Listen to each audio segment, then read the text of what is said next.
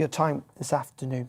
Let's return home, because there is this big debate, isn't there, that we saw Prime Minister's Question Time about Christmas and whether it should be cancelled or not, whether you can attend parties, whether the Prime Minister may have broken the rules last year about attending a gathering in Downing Street. And we had that somewhat mixed advice, it does seem, yesterday from medics who were saying that maybe should be a bit more cautious about your social gatherings.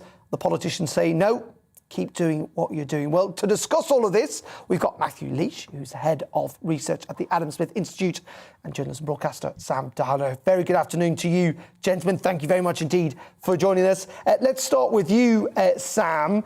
First of all, do we care about Boris Johnson and whether he had a gathering in Downing Street last year, considering we've got an awful lot on our plate this year?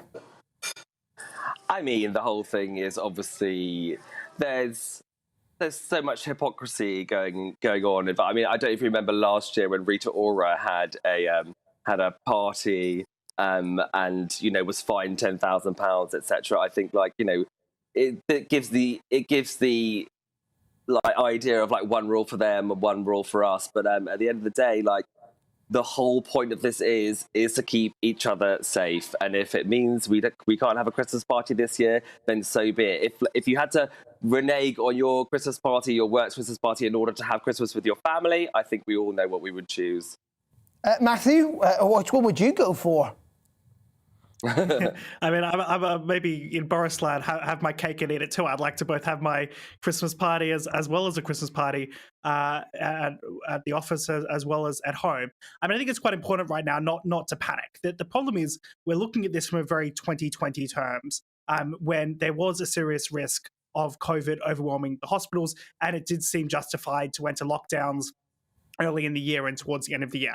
But that's not the situation we're in today. We have vaccines that are proven extremely effective at the very least preventing some cases, but most importantly, preventing hospitalizations and deaths, even amongst those who are most vulnerable. We have this potential threat of a new variant, but quite frankly, we actually don't really know with any certainty that it's going to be a danger. By all initial reports from South Africa, the cases are quite mild, although that's amongst young people. We've seen some reports out of Israel that, in fact, the vaccines are still over 90% effective, particularly amongst those who are vaccinated and those who have had a booster shot. So I think the real focus right now needs to be on how we learn to live with COVID, about the fact that, yes, COVID is going to be around for a long time.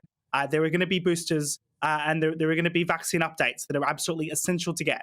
But do we want to live our life in constant fear and apprehension, constantly cancelling things and changing our arrangements because of a theoretical risk? I think that's quite ridiculous. And I think we can be a little bit more sensible about the way we approach these things in future.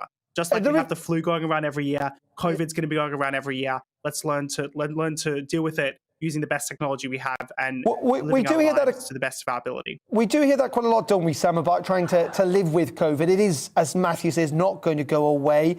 Maybe in some ways we are being too cautious.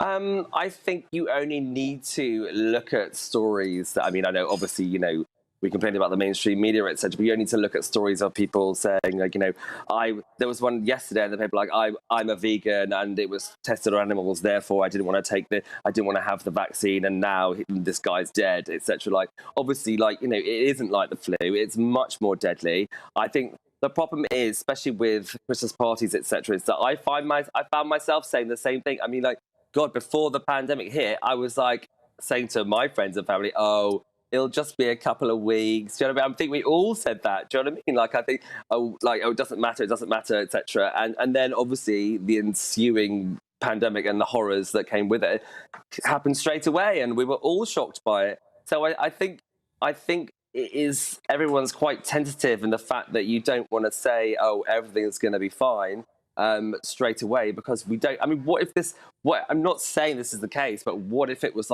10 times more deadly and it affected young people? We don't know. So I'm just going to say, let's listen to the scientists. It's going to take another 3 weeks or so, they said, before they know exactly what's going on. And in the meantime, be cautious. There's nothing wrong with that.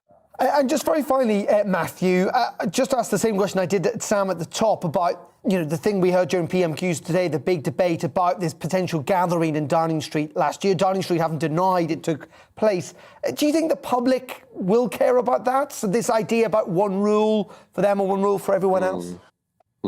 Yeah, look, I think hypocrisy is always an issue with politicians. Whether people are going to get particularly obsessed about something that happened 12 months ago that may or may not have broken the rules, depending on your particular interpretation of it at the time, doesn't seem to me what the central policy issues here. I'd really like to see more questions about how quickly are we going to get out boosters? How many people are we going to get boosted? What are the government's procurement for vaccine updates? We don't want to be locking down again. So if there is a more dangerous COVID variant, whether it is Omicron or a future variant, how long is it going to take the government to ensure that there are proper tests? Do we use human challenge trials? What's the regulatory process? What's the manufacturing process? What are the timeframes? What is the plan to ensure that the broader public is safe from COVID if there are risks? Okay, really appreciate that. Matthew Lesh there, who's the head of the Adam Smith Institute, and Sam Darla, journalist, talking about that. Appreciate your time. Thank you very much this afternoon. Just to bring you quickly up to date with that story, we've been talking about the incident in Parliament. The Met Office have said that